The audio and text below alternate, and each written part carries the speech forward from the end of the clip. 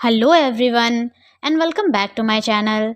हाजिर हूँ मैं एक नया कोरियन ड्रामा लेकर जिसका नाम है लव टू हेट यू। ये ड्रामा हाल ही में नेटफ्लिक्स पे रिलीज़ हुआ है और आप ओ माई जनरल ड्रामा की चिंता बिल्कुल मत कीजिए क्योंकि मैं इन दोनों ड्रामास को साथ में लेकर चलने वाली हूँ। So if you like my efforts then please subscribe my channel and do not forget to like comment and share the video. तो चलो एक्सप्लेनेशन शुरू करें।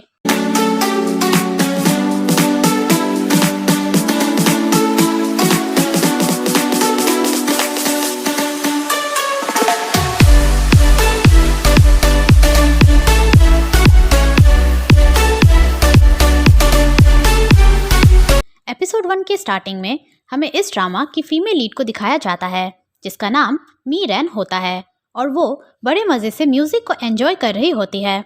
तभी सीन शिफ्ट होकर एक ड्रंक आदमी पर आता है जिसके पास एक चोर आता है और उस आदमी के वॉलेट में से पैसे चुराने लगता है। तभी वो आदमी चोर चोर चिल्लाने लगता है तो वो चोर उसका मुंह बंद कर देता है और उसे चाकू से डराने लगता है। तभी वहाँ मी रैन आ जाती है और उस चोर की अच्छे से खातिरदारी करती है और वो ड्रंक आदमी मीरन की फाइटिंग स्किल्स देखकर दंग रह जाता है।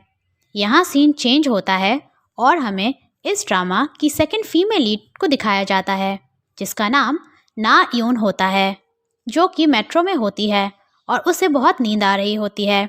तभी उसके बगल में बैठा एक आदमी अपने फ़ोन में एक वीडियो देख रहा होता है और जैसे ही ना यून की नज़र उस वीडियो पे जाती है तो वो उस वीडियो को गौर से देखने लगती है और ये वीडियो मीरन की होती है जब उसने चोर को मारा था।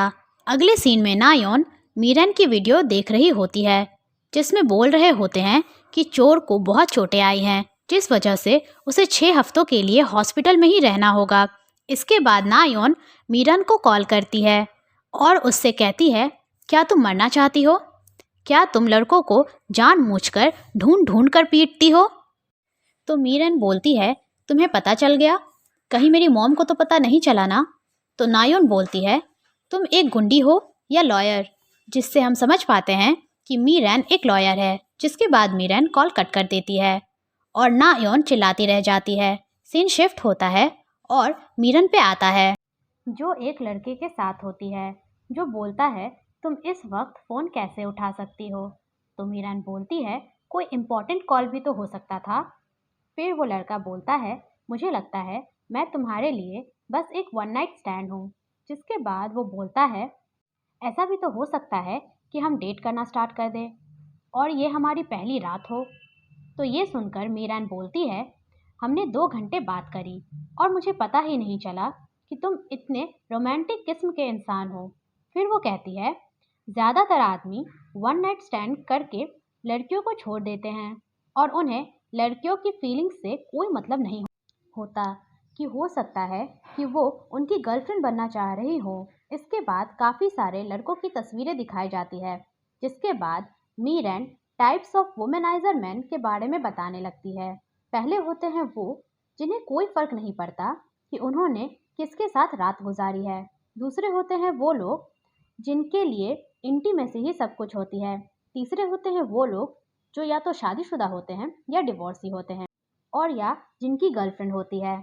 और चौथे होते हैं वो लोग जो रोमांटिक मूवीज़ को असलियत में जीना चाहते हैं। जब वो ये सब बोल रही होती है तभी उसका बॉयफ्रेंड किसी और लड़की के साथ वहाँ आ जाता है जो मीरन को हनी कहकर बुलाता है। तो मीरन के साथ वाला लड़का कंफ्यूज हो जाता है। तो मीरन उससे कहती है मुझे तुम्हें सॉरी कहने की तो ज़रूरत नहीं है ना, हम आज ही तो मिले हैं। तो मीरन का बॉयफ्रेंड बोलता है तुम इससे आज ही मिली हो? तो बॉयफ्रेंड के साथ जो लड़की होती है वो बोलती है यहाँ ये सब चल क्या रहा है और ये कौन है? तो मीरन बोलती है हम एक दूसरे को डेट कर रहे हैं, वो भी पिछले 6 महीनों से। तो ये सुनकर वो लड़का बोलता है मीरन से कि तुम बस चिल नहीं हो, तुम पत्थर दिल भी हो। और ये कहकर वो वहाँ से चला जाता है। इसके बाद वो लड़की भी वहाँ से गुस्से में चली जाती है। जिसके बाद मीरन भी अपने बॉयफ्रेंड से ब्रेकअप करके वहाँ से चली जाती है और वो बस चिल्लाता ही रह जाता है।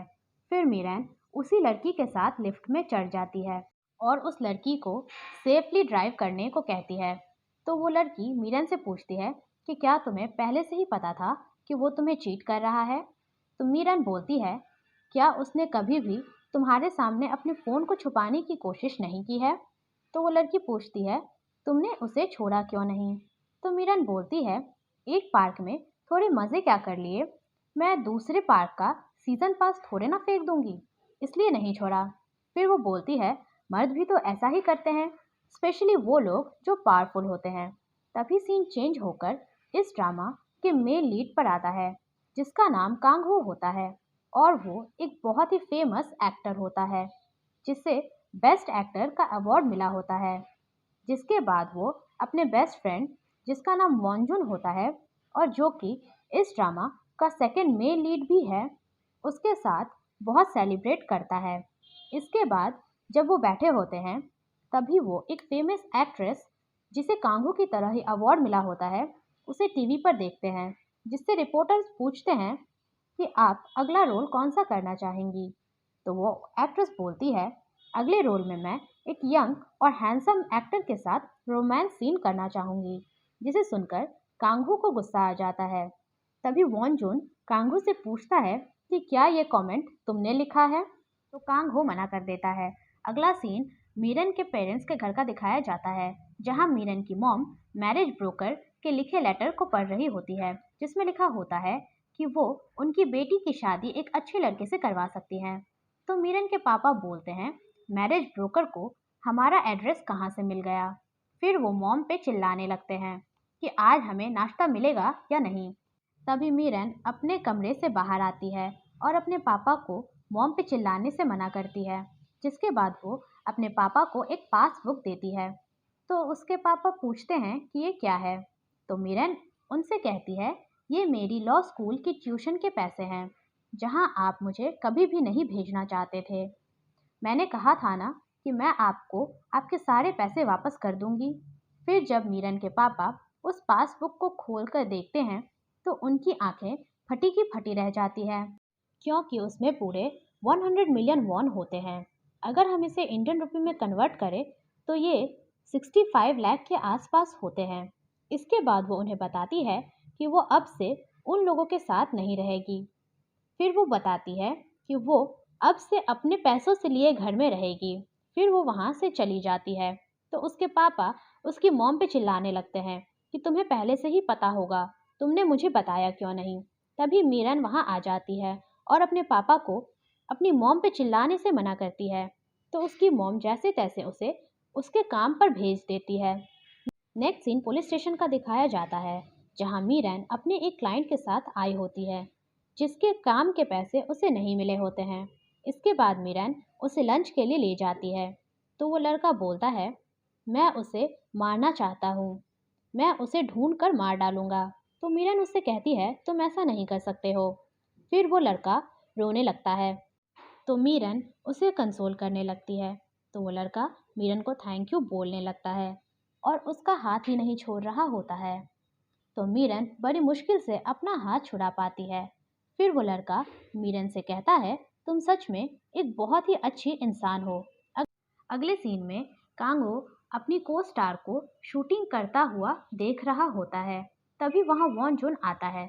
तो कांगो उससे कहता है कि एक औरत जब ऐसी हरकतें करती है तो क्या वो क्यूट लगती है। उसने अपना सब कुछ खो दिया, तो उसे इस वक्त खुद को मार डालने के बारे में सोचना चाहिए। पर वो ऐसे इसलिए बिहेव कर रही है क्योंकि यहाँ का नज़ारा बहुत अच्छा है। फिर वो कहता है, सारे रोमांस राइटर्स साइको होते हैं। इसके बाद वॉन जून उसे रिहर्सल कराने के लिए ले जाता है। नेक्स्ट सीन में ये दोनों रिहर्सल कर रहे होते हैं और ये बहुत ही फनी सीन होता है और इसी चक्कर में इन दोनों की एक्सीडेंटल किस हो जाती है। तभी वहाँ उन दोनों को इस तरह उनका एक एम्प्लॉय देख लेता है और शॉक हो जाता है। तो वॉन्जुन उससे कहता है, तुम गलत समझ रहे हो, हम तो सिर्फ रिहर्सल कर रहे थे। तो ये सब देखकर कांग हो को हंसी आ जाती है। यहाँ से सीन शिफ्ट होकर मी रैन पर आता है, जो अपने ऑफिस पहुँचती है। तो वो देखती है कि उसके क्लाइंट ने उसकी फीस के बदले पोटैटोज के कई सारे बॉक्सेस भेजे होते हैं। तो उसका बॉस और इकलौता मेल फ्रेंड बोलता है, ये बोनस है हमारे केस जीतने के लिए। तो मीरन उससे पूछती है कि हम इसका क्या करेंगे। तो वो बोलता है कुछ मैं खा लूँगा, कुछ तुम खा लेना और कुछ हम डोनेट कर देंगे और हम इसे बेच भी सकते हैं। तो मीरन को याद आता है कि स्योंगू के पास ट्रक है। ये वही लड़का है जिसके साथ मीरन पुलिस स्टेशन गई थी। फिर मीरन उसे कॉल करती है तो स्योंगू बोलता है मुझे पता चला है कि वो घटिया लोग जिंडो में पार्टी कर रहे हैं और मैं उन्हें पकड़ने जा रहा हूँ। तो ये सुनकर मीरन को याद आने लगता है कि स्योंगू ने बोला था कि वो उन लोगों को मारना चाहता है। तो ये याद करके वो जल्दी से जिंडो के लिए निकल जाती है और अपने बॉस जिसका नाम संगहो होता है उसे पुलिस को कॉल करने को कहती है।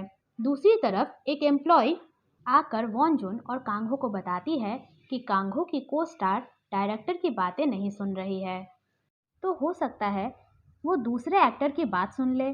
तो वो कांगहो को उससे बात करने को कहती है।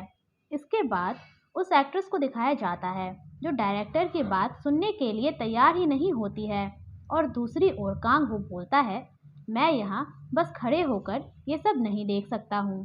पर वॉन जुन उसे एक्ट्रेस से बात करने के लिए मना करता है क्योंकि वो जानता है कि कांगहो को वो एक्ट्रेस बिल्कुल भी पसंद नहीं है। और फिर वॉन जुन बोलता है तुमने पहले ही 10 से भी ज़्यादा एक्ट्रेसेस को रुला दिया है और फिर सब कुछ मुझे ठीक करना पड़ता है। पर कांगहो उसकी बातें नहीं सुनता और एक्ट्रेस के पास चला जाता है। सीन यहाँ चेंज होकर स्योंगू पर आता है जो उन घटिया लोगों के पास पहुंच जाता है और उन्हें पीटने लगता है, पर वो लोग उस पर भारी पड़ जाते हैं। पर ऐन मौके पर वहाँ मीरैन आ जाती है और उन गुंडों की बहुत धुलाई करती है। तभी वहाँ डिटेक्टिव्स भी आ जाते हैं और मीरन को गुंडों की धुलाई करता देखकर बोलते हैं ये तो लॉयर थी ना, और फिर सभी गुंडों को वहाँ से ले जाते हैं। नेक्स्ट सीन में कांगहो एक्ट्रेस से बात करने आता है और समझाने लगता है, पर वो एक्ट्रेस अजीब अजीब सी शक्लें बनाने लगती है। तो उसे देखकर कांगो को गुस्सा आ जाता है, पर वो कुछ नहीं बोलता। फिर भी वो एक्ट्रेस वहाँ से उठकर चली जाती है और डायरेक्टर उसके पीछे आती है, पर वो उसकी कोई बात नहीं सुनती और गाड़ी में बैठकर वहाँ से चली जाती है। तो ये देखकर वॉन जुन कांगू से पूछता है कि अब तुमने क्या किया। तो कांगू बोलता है मैंने कुछ भी नहीं किया है। इसके बाद ये दोनों अपनी गाड़ी की ओर जाने लगते हैं। तभी उसी बिल्डिंग से मीरैन और स्योंगू भी निकलते हैं। इसके बाद मीरैन अपनी गाड़ी की तरफ जाने लगती है। तभी वो कांगू को बोलते सुनती है कि वो सिर्फ अपने लिए बहुत ज़्यादा अमीर लड़का ढूंढ रही है। फिर वो औरतों की बुराई करने लगता है। तो मीरैन को ये सुनकर गुस्सा आ जाता है। इसके बाद वॉन जुन कांगहो को वहाँ से जाने को कहता है और मीरैन बोलती है ये भी एक टाइप है, द वैम्पायर। नेक्स्ट सीन में मीरैन और नायोन रेस्टोरेंट में बैठे होते हैं जहाँ मीरैन नायोन को बताती है जो उसने कांगहो के मुंह से सुना था, जिसे सुनकर नायोन को यकीन ही नहीं होता है कि कांगहो कुछ ऐसा भी बोल सकता है। ये बात कर ही रहे होते हैं कि तभी वहाँ संगहो आता है। फिर वो तीनों बैठकर बातें करने लगते हैं। यहाँ हम जान पाते हैं कि नायोन संगहो को पसंद करती है। सीन शिफ्ट होकर कांगहो पर आता है जो फ़ोन पे वॉनजुन से पूछता है कि तुम कहाँ हो। तो वॉनजुन उसे बताता है कि वो अभी भी डायरेक्टर के साथ है और वो कांगहो को चिंता करने से मना करता है। इसके बाद वो डायरेक्टर के पास आता है जो कि पूरी तरह से ड्रंक होती है और उन दोनों के साथ वहाँ वो एम्प्लॉय भी होती है जिसने कांगहो को एक्ट्रेस से बात करने को कहा था। फिर वॉनजुन जैसे तैसे उन दोनों को उनके घर वापस भेज देता है। दूसरी तरफ मीरैन और नायोन संगहो को उनके नए घर के बारे में बताते हैं, जिसके बाद संगहो उन दोनों से पूछता है कि क्या मैं तुम दोनों के साथ तुम्हारे घर में रह सकता हूँ। तो उनके घर में 3 रूम होते हैं जिस वजह से वो मान जाती हैं। इसके बाद वो नायोन के साथ फ्लर्ट करने लगता है। तभी वहाँ एक औरत आती है जो दोनों लड़कियों को बताती है कि वो संगहो की गर्लफ्रेंड है। इसके बाद मीरैन उसे बताती है कि वो एक लॉयर है जो संगहो के साथ काम करती है और ये उसकी दोस्त है। तो वो लड़की संगहो से कहती है तुमने तो कहा था कि तुम एक मर्द के साथ काम करते हो। तो ये सुनकर मीरैन शॉक हो जाती है। तो संगहो अपनी गर्लफ्रेंड को वहाँ से ले जाता है। फिर बाहर जाकर वो दोनों एक दूसरे से लड़ने लगते हैं और मीरैन नायुन से कहती है, भले ही वो मेरा दोस्त ही क्यों ना हो, तुम किसी भी मर्द पे भरोसा मत करना। फिर वो दोनों सैड होकर ड्रिंक करने लगते हैं। अगले सीन में कांगहो की को स्टार को दिखाया जाता है, जिसके पास लॉयर्स आए होते हैं और उसे वार्निंग देते हैं कि अगर उसने शूट करने से मना किया तो उसे शूट के सारे एक्सपेंसेस पे करने होंगे। जिसके बाद वो बीमार होने का नाटक करने लगती है और उसका मैनेजर उसे कवर करने की कोशिश कर रहा होता है, पर लॉयर्स उसकी कोई बात नहीं सुनते, तो उन्हें थक हार कर लॉयर्स की बात सुननी ही पड़ती है। इसके बाद वो एक्ट्रेस अपने मैनेजर को बताती है कि कांगहो जैसा दिखता है वैसा नहीं है। वो कैमरे के सामने तो बहुत अच्छा बनता है, पर असलियत में वो एक बहुत ही घटिया आदमी है। पर उसकी बातों पर कोई भरोसा नहीं करता और उसका मैनेजर उसे वापस से शूट स्टार्ट करने को कहता है। नेक्स्ट सीन में गिल्मू लॉ कॉर्पोरेशन को दिखाया जाता है, जहां ये दोनों लॉयर्स काम करते हैं। जब ये अपने ऑफिस जाते हैं तो उन्हें वहां वही एक्ट्रेस मिलती है जिसे कांगहो की तरह ही अवार्ड मिला था, जिन्हें हम मिस चोई कहकर बुलाएंगे, जो वहां अपने पति से डिवोर्स लेने के बारे में बात करने आई होती हैं। पर वो लॉयर उनकी कंडीशन को फुलफिल नहीं कर पा रहा होता है। तो मिस चोई कहती है, मुझे एक फीमेल लॉयर चाहिए। तो बॉस बोलता है, हमारे यहाँ कोई फीमेल लॉयर नहीं है। तो मिस चोई कहती हैं, रख लो फिर, और इंटरव्यू के टाइम मुझे बुला लेना। इसके बाद वो वहाँ से चली जाती हैं। अगले सीन में मीरैन की मॉम उसके पापा को मीरैन के नए घर का टूर दे रही होती है, पर उसके पापा को कोई इंटरेस्ट नहीं होता है। तभी मीरैन अपने काम पर जाने लगती है। फिर वो नायुन के पास आती है, जो उसे गुड लक विश करती है।